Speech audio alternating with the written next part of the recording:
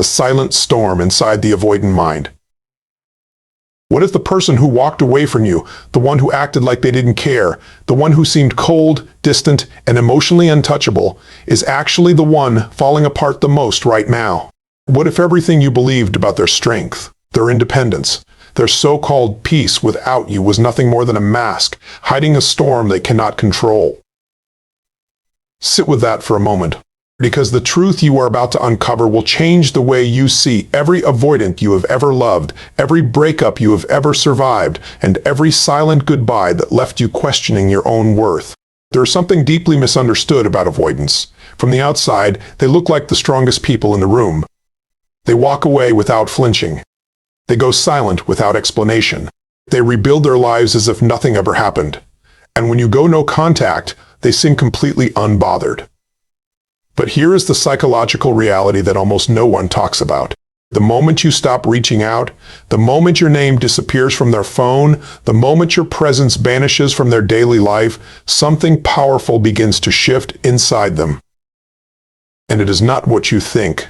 Avoidant attachment is not the absence of feeling, it is the suppression of feeling. It is a nervous system that learned very early in life that closeness equals danger, that vulnerability equals rejection, and that needing someone equals losing yourself. So when you walk away, when you finally give them the space they claimed they wanted, they do not feel relief the way you imagine.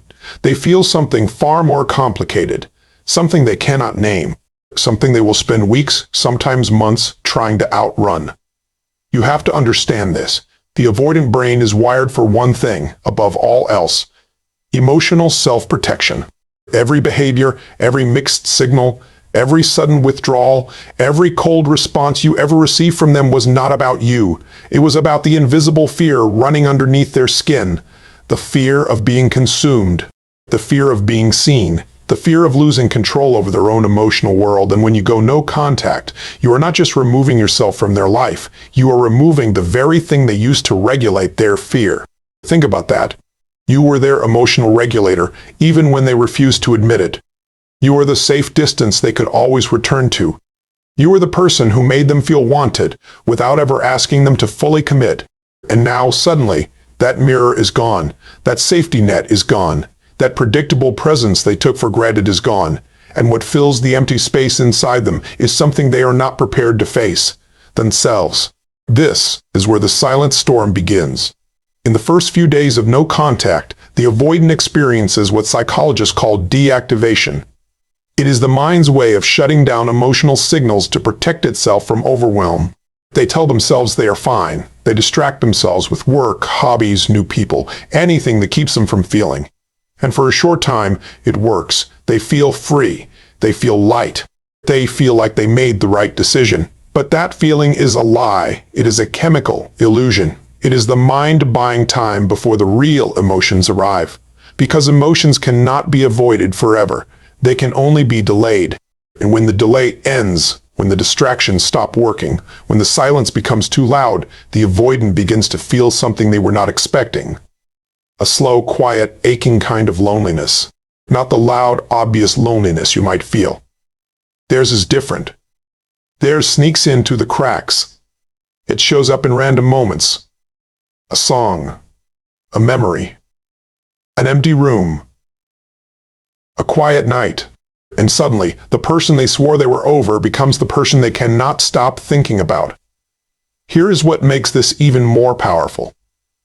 The avoidant does not just miss you.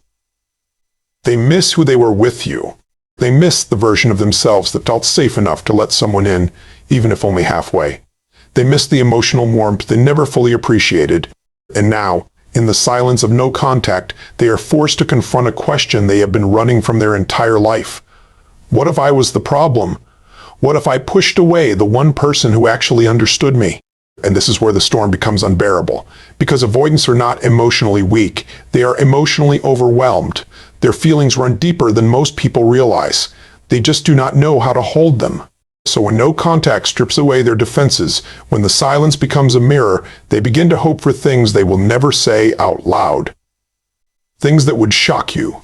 Things that would make you rethink every doubt you ever had about your worth. Because the truth is, when you go no contact, The avoidant starts hoping for very specific outcomes. Outcomes that reveal exactly how their mind works, exactly what they fear, and exactly what they secretly need. And by the time you finish this, you will understand the avoidant mind better than they understand themselves. You will see through the silence. You will see through the coldness. You will see through the mask. And what you discover about what they truly hope for during no contact will free you in ways you cannot yet imagine. The first hope, that you'll break first. Have you ever wondered why avoidants can go weeks, sometimes months, without reaching out, even when every part of them is quietly falling apart? Have you ever asked yourself how someone who once whispered they loved you can suddenly act like you never existed? The answer is not what most people think. It is not that they stopped caring. It is not that they moved on. It is something far deeper, something rooted in a subconscious hope they will never admit, not even to themselves. The very first thing an avoidant hopes for when you go no contact is that you will break first. Let that sink in, because this single psychological truth explains almost every confusing behavior you have ever experienced with an avoidant. The silence. The waiting. The strange calmness on their end. The way they seem to disappear without effort, it is not strength. It is strategy. A subconscious strategy their nervous system built to protect them from the one thing they fear most, being the one who needs. You see, in the avoidant mind, needing someone feels like weakness. Reaching out feels like surrender. Admitting they miss you feels like handing over control of their entire emotional world. So when the relationship ends, or when distance grows between you, they do not sit there hoping you stay strong. They quietly, secretly, almost desperately hope you break. They hope you send the message. They hope you call. They hope you show up. Because if you do, they get everything they want without having to risk anything. This is the psychology of emotional control. Avoidants are not cold because they feel nothing. They are cold because they feel too much and cannot regulate it. So they build walls. They build distance. They build silence. And within that silence, they wait. They wait for a sign that you still care. They wait for proof that they are still wanted. They wait for the emotional reassurance that lets them feel loved without ever having to be vulnerable. Because if you reach out first, they get to stay in control. They get to feel chosen without having to choose. They get to feel needed without having to need. And that, to an avoidant, feels like the safest form of love. But here is where it gets even more fascinating. This hope that you will break first is not a conscious plan. It is a survival response. It comes from a childhood where emotional needs were dismissed, ignored, or punished. Somewhere along the way, they learned that expressing need leads to pain. So their brain rewired itself to avoid need at all costs. And now, as an adult, that same wiring shows up in every relationship. They cannot chase. They cannot pursue. They cannot admit longing, because doing so would mean confronting the child inside them who was told their needs did not matter. So when you go no contact, you are not just testing their patience. You are challenging the entire foundation of their emotional identity. Every day you stay silent. You are quietly rewriting the script they have followed their whole life, and this shakes them in ways they cannot describe. At first they feel confident. They tell themselves you will cave. They tell themselves you always come back. They tell themselves this is just another phase. But as the days turn into weeks, and the weeks turn into something heavier, doubt creeps in, and doubt for an avoidant is unbearable. Because doubt means they have to consider the possibility that they miscalculated, that the person they took for granted might actually be gone, that the emotional safety net they always relied on might have disappeared. And this triggers something powerful inside them. A quiet panic they cannot express. A restlessness they cannot explain. A hunger for reassurance they will never ask for directly. So they start doing subtle things.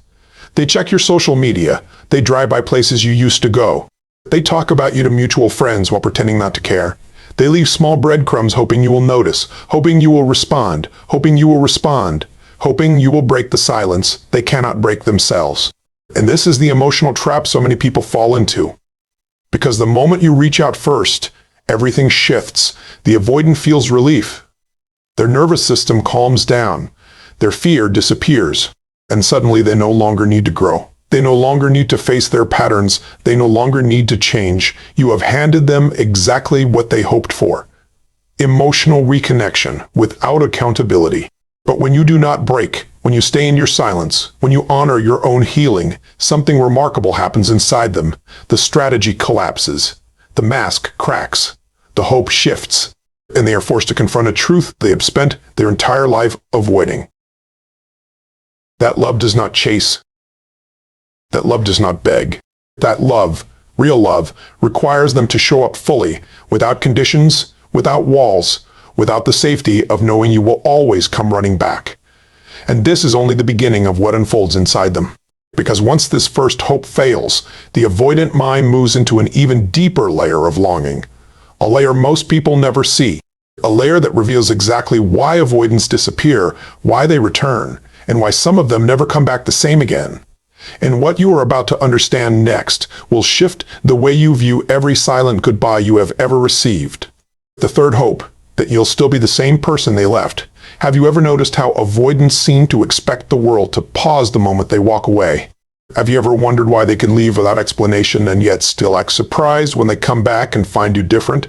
There is a reason for this, a deeply psychological reason. Because the second hidden hope inside every avoidant during no contact is that you will remain frozen in time, untouched, unchanged, still emotionally reachable, still the same person they left behind. This is one of the most overlooked truths in attachment psychology. Avoidants do not just want space. They want a very specific kind of space. Space where you exist as a static memory. Space where you are always available but never demanding. Space where you become a comforting idea in their mind rather than a real, evolving human being with your own growth, your own healing, and your own life moving forward without them. Because as long as you stay the same, they get to keep the fantasy alive. And the fantasy is what protects them from having to feel the full weight of what they lost. You have to understand something powerful here. Avoidants do not process relationships in real time the way securely attached people do. They process them in fragments, in snapshots, in carefully edited memories that they replay when it feels emotionally safe. So when they leave, they do not fully leave. They take a version of you with them, a version they can revisit whenever their loneliness becomes unbearable. A version that never argues, never grows, never disappoints them, never reminds them of the pain of intimacy. And this fantasy version becomes their emotional escape, their private comfort, their secret return. But here's the psychological twist. That fantasy only works if you cooperate. It only survives if you stay predictable. It only holds power if you remain the same, wounded, waiting, hopeful version of yourself they remember. The moment you begin to change, the moment you begin to heal, the moment you begin to reclaim your own identity, the fantasy starts to crack. And when the fantasy cracks, the avoidant faces something terrifying, reality. The reality that you are no longer theirs to return to whenever they please. This is why avoidants often experience what feels like a sudden emotional shock weeks or months into no contact. They expected to find you exactly where they left you. They expected your energy to be waiting. They expected your emotional door to still be cracked open. And when they realize it is not, when they sense that you have moved forward, that you have grown, that you have discovered your own strength, something inside them collapses. Because they were not just losing you, they were losing the emotional safety net they built their identity around. You must recognize this pattern. Avoidants are terrified of being replaced, not because they cannot handle you being with someone new, but because they cannot handle the idea that they were not as irreplaceable as they believed. Their entire self-image depends on being the one who mattered most, the one you could never forget, the one who left a mark so deep that no one else could ever fill the space. So when you go no contact and begin to build a life that does not orbit around them, you are quietly dismantling the story they told themselves about their own importance. And this triggers an identity crisis they cannot name. They begin to question everything. Was I really that important to them? Did I mean as much as I thought I did? Am I as unforgettable as I believed? These questions haunt them in the quiet moments they cannot escape. Late at night, early in the morning, in the middle of a conversation with someone new who does not quite feel the same. And slowly, painfully, they begin to realize that the person they took for granted might have become someone they can no longer reach. There is a term for this in attachment psychology. It is called the phantom bond. It is the emotional illusion that keeps avoidants tied to people they have already walked away from. The phantom bond thrives on stillness. It needs you to stay the same. It needs your energy to remain frozen. Because the moment you evolve, the phantom bond dies. And when it dies, the avoidant is forced to face the emotional grief they spent so much energy avoiding. This is why so many avoidants return not when you were struggling, but when you were thriving. Not when you were begging, but when you were begging, but when you were building. Not when you were waiting, but when you were walking away for good. Because the moment they sense your transformation, the phantom bond breaks, and the fear of permanent loss finally becomes louder than the fear of intimacy. This is the paradox that defines their entire emotional world. But here is the deeper revelation. Even when they return, even when they try to reconnect, they are not always coming back for you. Sometimes they are coming back for the version of you that no longer exists. And this is where the emotional awakening begins. Because you are not the same person they left. You never will be again. And that transformation, that quiet, powerful, unstoppable transformation, is exactly what begins to reveal their next hidden hope. A hope that runs even deeper than the fantasy. A hope tied to something they have been running from their entire life. The fourth hope, that you'll prove love is safe. What if the person you loved was not afraid of you, but afraid of the feeling of loving you? What if every wall they built, every silence they used as a weapon, every emotional retreat that left you questioning your worth was not about your flaws, but about a fear so ancient, so deeply wired into their nervous system that they did not even know it existed? This is the hidden truth behind the avoidant heart, and it leads to the third and perhaps most heartbreaking hope they carry during no contact. The hope that somehow, some way, you will prove to them that love does not have to feel dangerous. To understand this, you have to go back to where all attachment patterns begin. Childhood. Not the childhood we like to talk about at dinner. The childhood buried beneath layers of memory. The one shaped by moments so small they seemed insignificant, yet powerful enough to rewrite the entire nervous system. Avoidants were not born cold.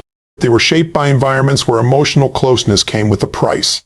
A parent who was there physically but absent emotionally, a caregiver who praised independence but punished vulnerability.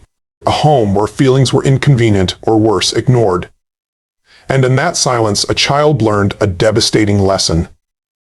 If I need too much, I will be left. If I feel too deeply, I will be hurt. If I love too openly, I will lose myself. This lesson does not fade with age. It hardens. It becomes the invisible operating system running underneath every adult relationship. So when the avoidant meets you, when the connection deepens, when the intimacy grows, their nervous system does not celebrate. It sounds an alarm. Closeness triggers fear. Warmth triggers panic. Love triggers the childhood wound they never healed.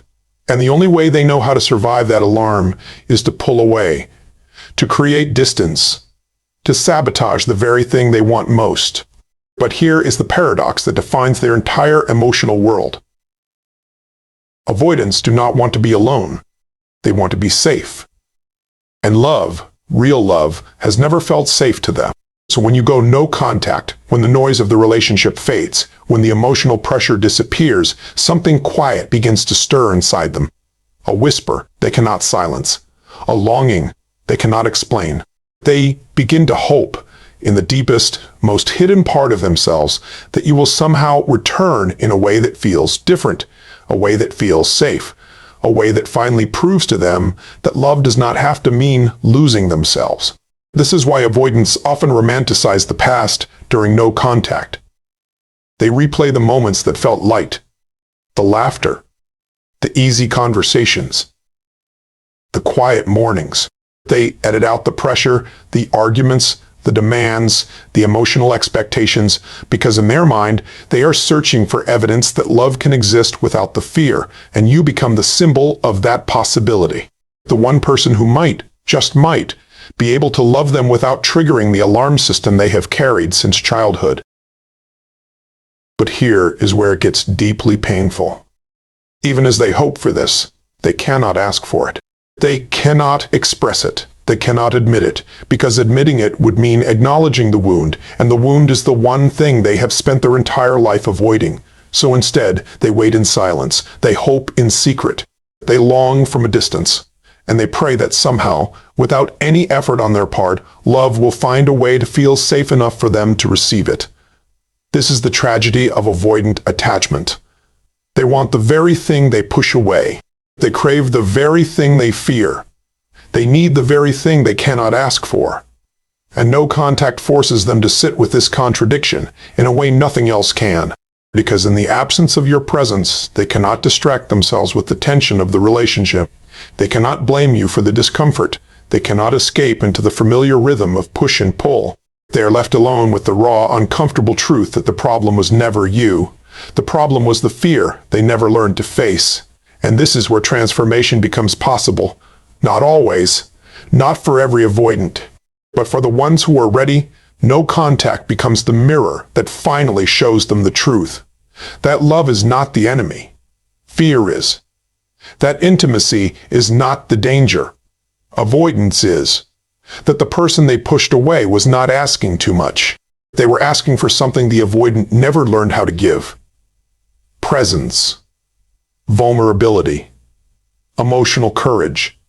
You must understand something powerful here. When you go no contact, you are not punishing them. You are giving them the one thing they have never had.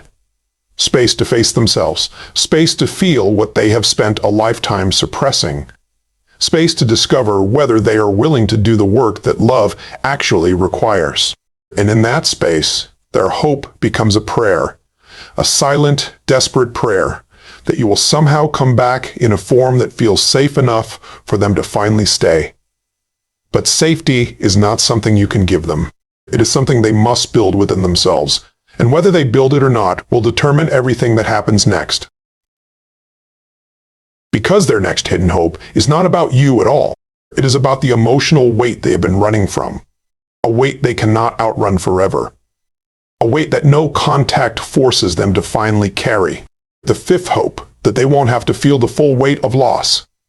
Why do avoidants seem so unaffected when relationships end? Why do they appear to move on faster, laugh sooner, and act as if the connection never mattered? And why, months later, do so many of them quietly fall apart in ways no one ever sees? The answer lies in one of the most misunderstood aspects of avoidant psychology: the delayed grief. And the fourth hidden hope every avoidant carries during no contact is that they will somehow be spared from feeling the full weight of losing you. You have to understand how the avoidant nervous system processes pain. It does not process it in real time. It postpones it. It buries it.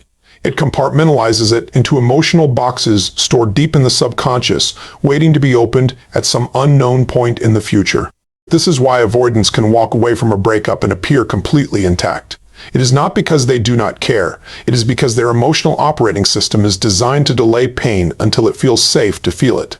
And safety, for an avoidant, rarely comes. In the first days of no contact, the avoidant experiences something almost euphoric, a strange sense of freedom, a lightness, a false peace. This is not healing. This is dissociation. Their mind is protecting them from the emotional flood by numbing the connection they had with you. They throw themselves into distractions, work, friends, new romantic interests, hobbies they suddenly rediscover. Anything that keeps them moving, anything that keeps them from stopping. Because if they stop, they might feel, and if they feel, they might collapse. But here's the psychological truth no one talks about. Emotions do not disappear. They accumulate. Every unfelt feeling becomes an emotional debt, and every emotional debt eventually comes due. So while the avoidant appears to be thriving in the early stages of no contact, something else is happening beneath the surface. The grief is building. The love they never fully expressed is turning into an ache they cannot name. The memories they thought they buried are quietly rising to the surface. And their hope, their desperate hope, is that they will somehow escape the moment of reckoning. This is why avoidants often try to skip the grieving process altogether. They rebound quickly. They fill the silence with noise. They convince themselves they are fine, but rebound relationships never satisfy them. New connections feel hollow. The distractions lose their power. And slowly, painfully, the avoidant begins to realize that the person they walked away from was not just another chapter in their life. They were a mirror, a witness, a rare kind of presence that cannot be replaced by proximity alone. There is a phenomenon in attachment psychology called the grief lag. It is the delayed emotional response that avoidants experience weeks, sometimes months after a relationship ends. While you may have grieved in real time, feeling every emotion as it came, the avoidant grieves in retrospect. They grieve when they see something that reminds them of you. They grieve when they hear a song that played in the background of a moment they never appreciated. They grieve when the silence of their apartment becomes louder than the noise of their new life. And this grief is different from yours. It is sharper. It is more confusing because it comes with the added weight of regret. Regret is the emotion avoidants fear the most, because regret requires them to admit that they made a mistake, that they pushed away something valuable, that they were the cause of their own loss. And admitting this challenges the entire narrative they built to survive. The narrative that they are strong, that they do not need anyone, that they are better off alone. So when regret starts to surface during no contact, they fight it, they rationalize, they minimize, they convince themselves the relationship was not that special, that you were not that important, that they made the right choice. But the more they resist, the louder the grief becomes. And this is where the fifth hope collides with reality. Because no matter how skilled they are at avoidance, no matter how many distractions they surround themselves with, no matter how many walls they build, the weight of loss eventually finds them. It finds them in the quiet moments. It finds them in the empty spaces.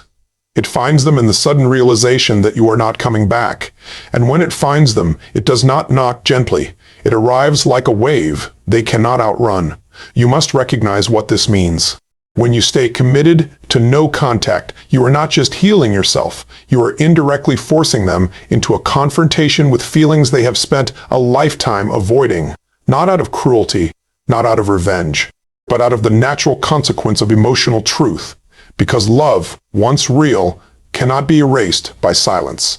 It can only be delayed, and every day of no contact adds to the emotional debt they will eventually have to pay. But here is the deeper insight. The weight of loss is not their enemy. It is their teacher.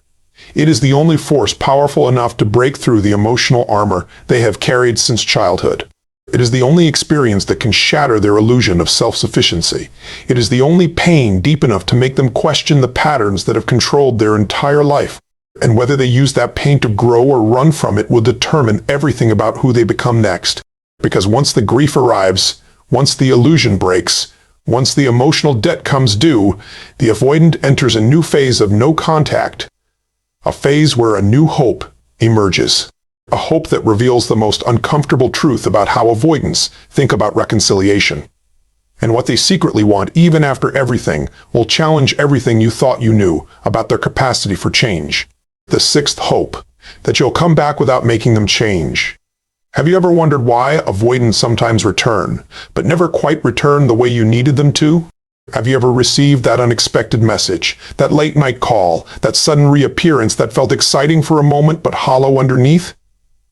There is a reason for this, a reason rooted in one of the most uncomfortable truths about avoidance psychology.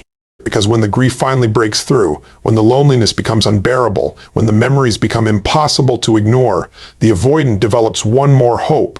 A hope that reveals the deepest limitation of their emotional world. The hope that you will come back without ever requiring them to change. This is the hope that traps so many people in the avoidance cycle. Because on the surface, their return feels like progress. It feels like proof that they cared. It feels like validation for every tear you cry during no contact. But if you look closer, if you listen carefully to what they are actually offering, you begin to see the truth. They are not returning with growth. They are returning with longing. They are not offering transformation. They are offering familiarity. They want the connection back, but they do not want the work that made the disconnection necessary in the first place. You have to understand something crucial about the avoidant mind. Change for them does not feel like growth. It feels like death. The death of the identity they built to survive. The death of the identity they built to survive. The death of the defenses that kept them safe. the death of the emotional strategies that allowed them to function in a world that felt too intense, too demanding, too unpredictable. So when they consider reaching out, when they consider reconciliation, they are not thinking about how they need to evolve. They are thinking about how to have you back without losing the version of themselves they know how to protect. This is the psychology of ego preservation. Avoidants are not selfish in the traditional sense. They are self-protective in an extreme sense. Their ego is not built on arrogance. It is built on survival. And every wall, every pattern, every avoidance behavior is a layer of that survival system. So asking an avoidant to change is not like asking them to try harder. It is like asking them to dismantle the very structure that has kept them functioning.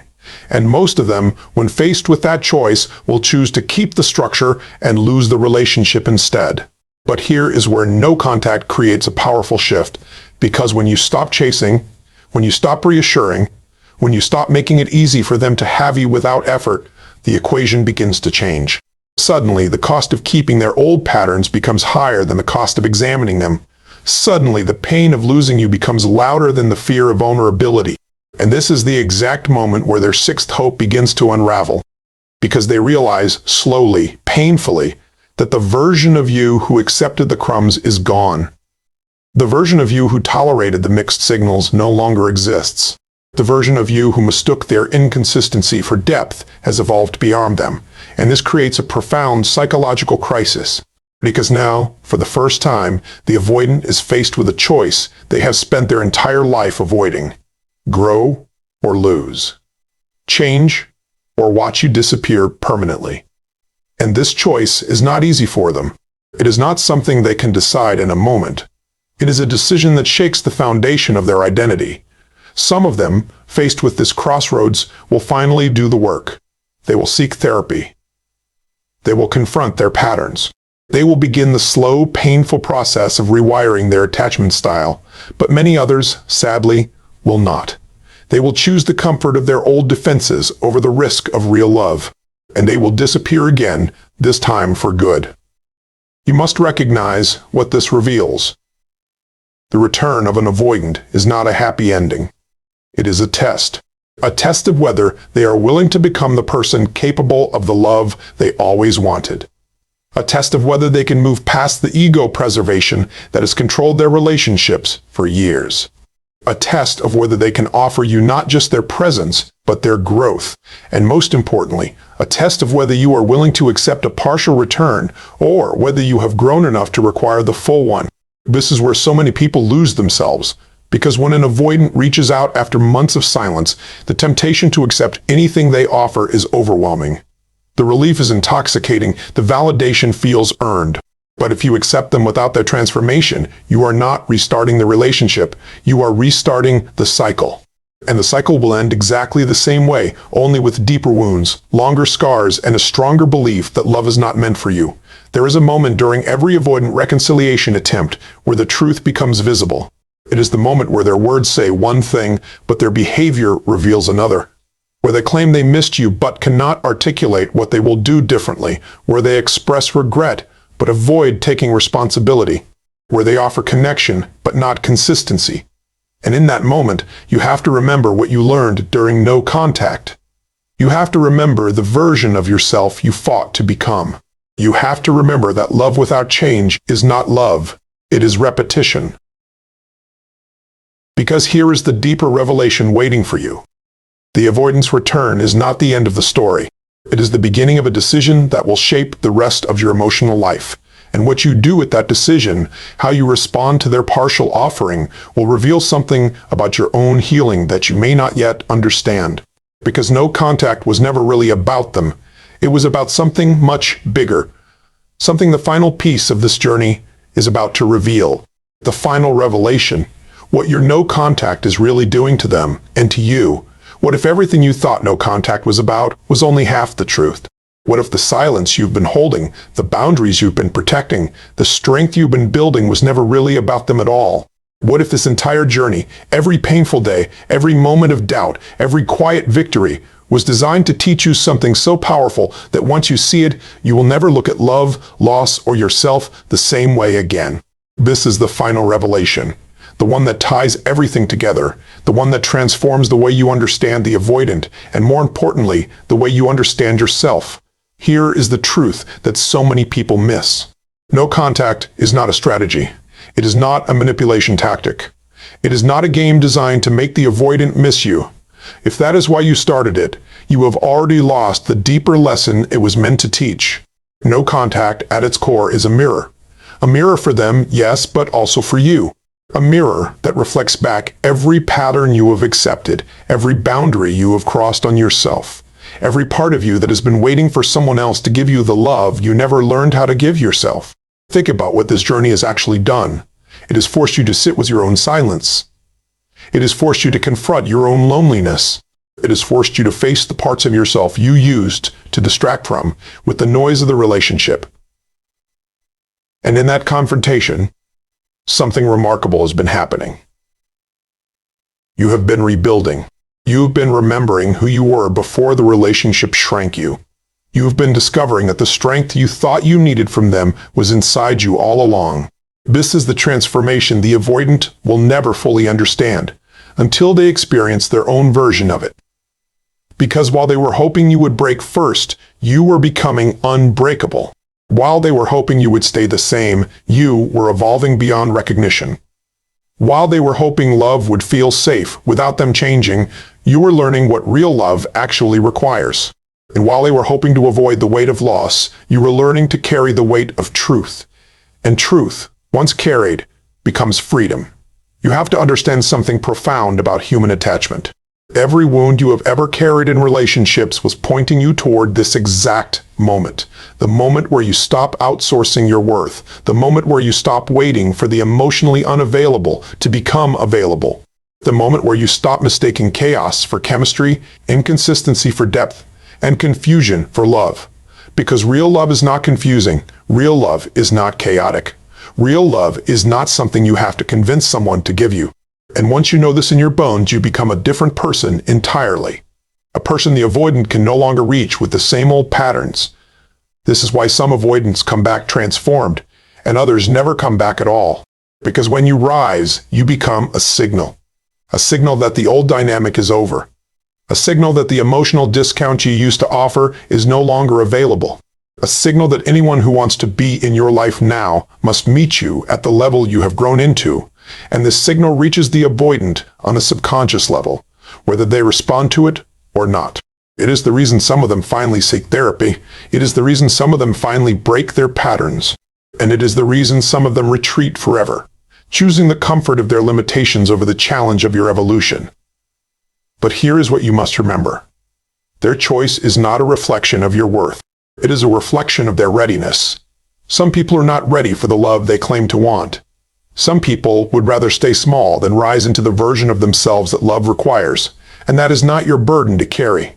Your only responsibility is to keep becoming, to keep healing, to keep choosing yourself in every moment where the temptation to shrink returns. There is a psychological principle that changes everything once you internalize it. The relationships you attract are a reflection of the relationship you have with yourself. When you were still healing, you attracted avoidance because a part of you was still avoiding your own worth. When you were still chasing, you attracted people who ran because a part of you was still running from your own truth. But now, after no contact, after the silence, after the growth, you're becoming someone who no longer resonates with emotional unavailability.